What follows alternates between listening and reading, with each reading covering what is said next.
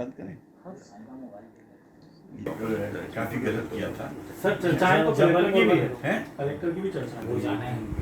अच्छा, आपको क्या अंतर जो मुझे जानकारी प्राप्त है हाई कोर्ट से, सीनियर काउंसिल्स हमारे तरफ से खड़े हुए थे, mister Brian D'Silva and mister Sanjay Agarwal, और वहाँ पर शायद स्टेट ने सिंगल बेंच के उस ऑर्डर को चैलेंज किया था कि आप 10 दिन में इनकी इंक्वायरी ख़त्म करिए और अगर दंडित करना तो दंडित करिए, मगर उसके बाद आपको रेजिग्नेशन तो लेना एक्सेप्ट करना पड़ेगा, क्योंकि वो रहना नहीं चाहती आपके साथ। दंड के साथ भी तो आप उसको छोड़ सकते हो, तो मगर स्टेट ना तो दंड देना चाहती है ना छोड़ना चाहती है, और स्टेट ने इस ऑर्डर के अगेंस्ट अपील फाइल कर दी।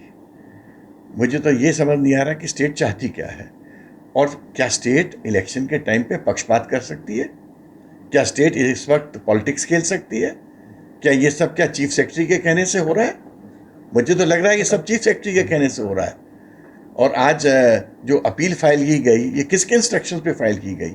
अब तो पॉलिटिकल सिस्टम डिफंक्ट हो चुका है, न्यूट्रलाइज हो चुका है, तो ये चीफ सेक्रेटरी साहब ही करवा रहे होंगे।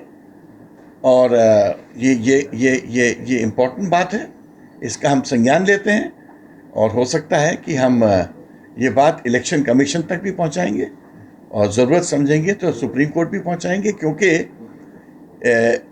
आज भी हमारे वकील साहब ने चीफ जस्टिस साहब की अदालत में बोला कि वो तो दंड एक्सेप्ट कर रही है, वो कह रही है हमारी फॉल्ट है, हमको दंडित कर दो, मुझे जाने दो। और चीफ जस्टिस साहब ने भी बोला स्टेट को कि भी इस पर आप विचार करो।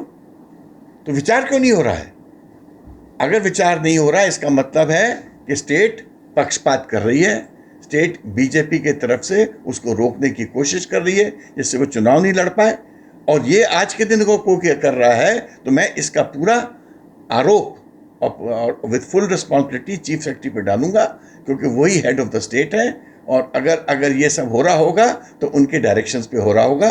और ये सीरियस बात है। अगर मुझे 1-2 दिन के अंदर इसको राहत नहीं मिली, हो सकता है सोमवार को हम लोग इलेक्शन कमीशन और सुप्रीम कोर्ट दोनों जगह जाके चीफ सेक्रेटरी के बारे में बताएंगे। सर, जिन्हें हाई कोर्ट से स्पष्ट तौर सरकार हमने बोला भी वो नहीं रहना चाहती है तो जाने दो उसको, आपको जो दंड देना है दो, दंड से क्या फर्क पड़ता, चुनाव तो नहीं रुकेगा उसका। बट वो ना दंड देना चाहते हैं और उस बहाने उसको जाने नहीं देना चाहते। ये क्या तमाशा है? अगर यही तमाशा प्रशासन करेगा तो प्रशासन को इसके लिए दंड भोगना पड़ेगा। सर, सरकार ने तो सरकार तभी रेजिग्नेशन एक्सेप्ट करती है अगर आप बीजेपी से चुनाव लड़ने वाले हो, क्योंकि एक जज साहब थे छिंदवाड़ा में या मंडला पता नहीं कहाँ, 24 घंटे में उनका रेजिग्नेशन एक्सेप्ट हो गया स्टेट के द्वारा, क्योंकि उनको बीजेपी का टिकट मिल रहा था।